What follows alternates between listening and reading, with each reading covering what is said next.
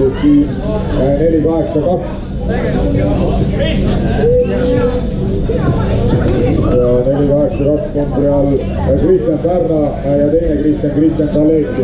Sivipurustajad teine ja 395 näeme siin lõpetanud tiimi number 94, vabandust, number 394 on lõpetanud võistkond Virko Vukk ja Priit Aumäe.